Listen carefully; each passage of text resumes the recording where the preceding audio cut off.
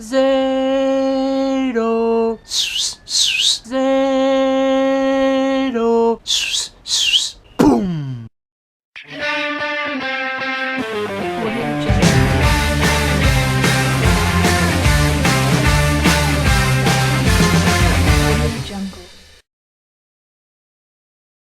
Sejam muito bem-vindos aqui ao Joga Simples. O meu nome é Luís Perfeito e hoje trago-vos Cruzeiro Palmeiras. Grande jogo de futebol no Mineirão. Foi a primeira vitória em casa de Paulo Bento. Foram duas vitórias seguidas do Cruzeiro de Paulo Bento e foi um jogo que, para mim, para a minha opinião pessoal, dos mais conseguidos que o Cruzeiro fez neste Brasileirão de 2016. O Cruzeiro começou o jogo com Fábio na baliza, Mike na direita, Brian no lateral esquerdo, dupla de zagueiros, defesas centrais, Bruno Rodrigo e Bruno Viana. Henrique assumiu a posição de pivô defensivo, ou seja, volante puro. À frente, Bruno Ramírez e Romero. E depois um trio de ataque com Arrascaeta bem colado à linha no lado direito, Alisson no lado esquerdo e William no centro do terreno, na parte mais ofensiva. Eu vou deixar aqui o link na descrição deste vídeo, mais em baixo vocês podem encontrar o link, em relação ao jogo da Ponte Preta, o jogo que eu referi que iria ser a mudança de paradigma da equipa do Cruzeiro. Foi porque ganhou 4-0, continua a ganhar ao líder do campeonato, Palmeiras. Vocês podem ver no vídeo anterior a minha explicação sobre o triângulo do meio campo, a base dos jogadores e o vértice. Não me vou repetir para o vídeo não ficar longo, visitem o vídeo anterior para vocês perceberem a explicação que eu dei sobre o funcionamento do miolo a nível do meio campo do Cruzeiro. Uma aposta continuada de Paulo Bento com Henrique, Bruno Ramírez e Romero. No jogo, especificamente com o Palmeiras, gostei da disciplina tática desses três jogadores, ou seja, Romero tinha mais liberdade para subir no terreno, dando mais caudal ofensivo à equipa do Cruzeiro, ficando na base do triângulo Bruno Ramírez e depois Henrique. As coisas alternavam porque é a dinâmica e são os jogadores que depois vão fazer com que dentro de campo seja tudo certo ou tudo errado, entre aspas, ou seja, há sempre uma movimentação dos jogadores do Cruzeiro. Vi também, e para vocês perceberem, vi numa situação em que Henrique aparece na zona de finalização, falhando um golo incrível,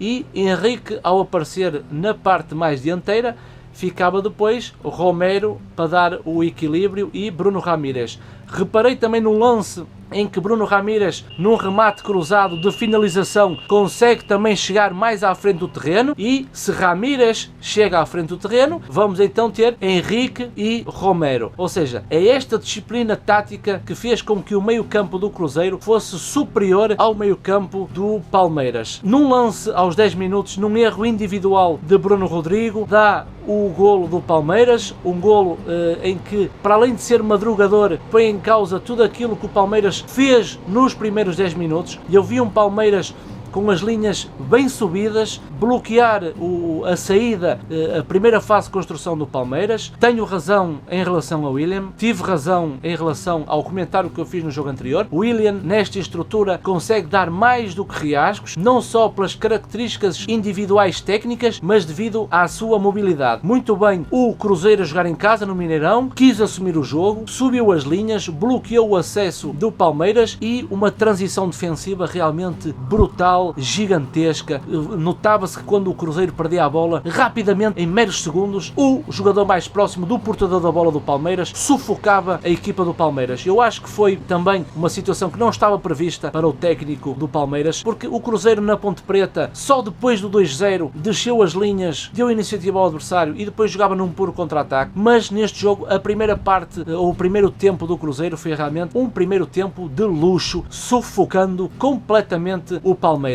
Pensava que o Cruzeiro depois do primeiro golo fosse um pouco abaixo, mas não, uma força realmente explosiva, todos os jogadores a darem tudo aquilo que têm e tudo aquilo que não têm. Eu vi que aos 16 minutos, vocês reparem, em que o William consegue fazer um corte e depois desse corte consegue festejar como se fosse o último corte do jogo, ou seja, havia uma disponibilidade física, mental, técnica do 11 do Cruzeiro para que o Palmeiras não pudesse respirar. Depois o William consegue fazer o golo golo do Cruzeiro, ou seja, dando o embate para a equipa da casa. Era muito importante o Cruzeiro marcar antes do intervalo. Para quê? Para que na segunda parte o seu balão de oxigênio ainda estivesse cheio. Para quê? Para entrar com toda a força numa segunda parte que iria ser, na minha opinião, muito difícil, mas mesmo assim o Cruzeiro foi para cima do adversário, continuou com a mesma força. Ao intervalo, o Cruzeiro tem 54% de posse de bola, Palmeiras 46%, escanteios cantos, Cruzeiro tem 4, Palmeiras 0. Aqui poderemos ver o caudal ofensivo do Cruzeiro. Os remates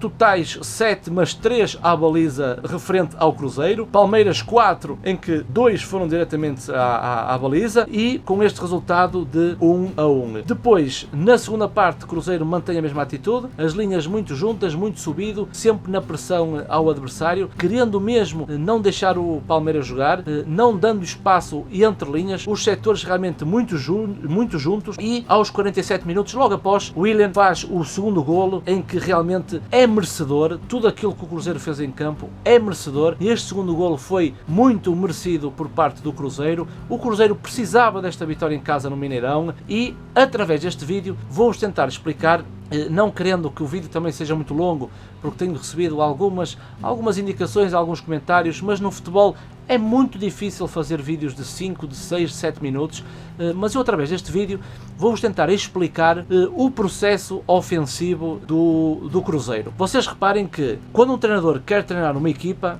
normalmente treina as rotinas ofensivas. O que são as rotinas ofensivas? É o que é que a minha equipa faz com bola. O Cruzeiro de Paulo Bento, nesta estrutura do 4-3-3, na minha opinião, tem 3 momentos. O primeiro momento são 2 extremos muito bem abertos. Arrascaeta de um lado, Alisson do outro. E o que é que acontece? Quando os extremos estão bem abertos, o Cruzeiro consegue rodar rapidamente a bola de corredor. Vamos imaginar, se o Arrascaeta tem bola no corredor direito, se estiver muito povoado de jogadores, se tiverem um aglomerar de jogadores nesse corredor, rapidamente o comportamento do Cruzeiro é mudar o corredor e transportar a bola rapidamente para o outro corredor, onde Alisson deverá estar aberto. Esta é a primeira situação. Jogando com os extremos bem abertos, dando largura no terreno, o Cruzeiro consegue fazer uma circulação de bola com mais segurança e permitindo destabilizar o sistema defensivo do adversário, porque vai ter que bascular com uma rapidez muito grande. Porquê? Porque há uma abertura total da frente de ataque do Cruzeiro. Esta é a primeira situação. A segunda situação, que eu gostei muito, é o seguinte: sempre que a bola estiver, vamos imaginar, do lado esquerdo, o que é que Alisson faz? Flete para o meio, o Alisson faz uma diagonal para o meio para libertar o jogador para Brian. Do outro lado, Arrascaeta faz exatamente igual. Arrascaeta flete para dentro e dá o corredor ou Maí. Isto são rotinas ofensivas, são rotinas com bola. Esta é a segunda situação que Paulo Bento trabalha. Uma terceira situação das rotinas ofensivas é que Willian, e muito bem, como eu já tinha referido, Willian é aquele jogador que consegue sair da sua zona de ação à procura de uma linha de passe, à procura de receber bola. E o que é que acontece? Quando o Willian sai da posição, normalmente é atraído pelo zagueiro, o zagueiro num dos lados. Se o Willian tiver um pouco de esquerda para a esquerda, o Willian, ao sair, o zagueiro referência vai sair com ele, e que cria aí um engodo. O engodo é atrair um jogador para um certo raio de ação, para depois, deixando a posição de vago, criando um buraco, e aí entram as diagonais. São 3 processos de rotinas ofensivas que o Cruzeiro utiliza. Está a funcionar muito bem. O Cruzeiro em 2 jogos tem 6 golos marcados e 1 sofrido. E estamos a falar em 2 jogos contra o líder do campeonato, o Palmeiras, e realmente eu quis-vos demonstrar neste vídeo os 3 processos ofensivos do Cruzeiro. Portanto, não me vou alongar mais. Grande vitória do Cruzeirão, uma disponibilidade coletiva muito grande. O coletivo é muito mais importante do que o individual, e a equipa toda, os comportamentos, a agressividade, a intensidade que o Cruzeiro colocou em campo, fez ver ao líder que a posição do Cruzeiro não é a posição atual. Estão, se não me engano, a 5 pontos do G4, tudo é possível, estamos ainda a caminhar em passos largos para o término do campeonato, que faltam muitos jogos. Paulo Bento, no meu entender, não é por ser português, eu já vos disse isso, no meu entender, eu quero que ele fique no Cruzeiro, quero que ele coloque toda a escola europeia no Cruzeiro. Acho que vivemos numa globalização, acho que o Brasil tem que ser aberto para os técnicos do estrangeiro, o Brasil tem que aceitar outras mentalidades mentalidades para fazer crescer o futebol brasileiro, porque só assim é que evolui. O Mourinho esteve em Itália e foi para lá mudar novas mentalidades, foi para a Inglaterra mudar mentalidades, foi para a Espanha mudar mentalidades, Ancelotti italiano foi para a Espanha mudar mentalidades, foi para a Inglaterra mudar mentalidades, são treinadores ganhadores e os países anfitriões aceitaram a vinda de técnicos estrangeiros. Se Paulo Bento está no Cruzeiro é para certamente melhorar o futebol brasileiro, para assim o Brasil conseguir crescer neste mundo em constante evolução. Maltinha, subscrevam o meu canal, quem não conhecer, façam um likezinho no vídeo, espero sempre pelos vossos likes, que é um motivo e uma força para eu continuar aqui os meus comentários / análise. Espero que vocês gostem de mais um vídeo, peço desculpa por ser tarde e da minha parte só desejar-vos um grande abraço, esperamos pelo próximo jogo do Cruzeiro que vai ser difícil fora de portas e maltinha, estou com vocês, estou com o Cruzeiro e grande abraço.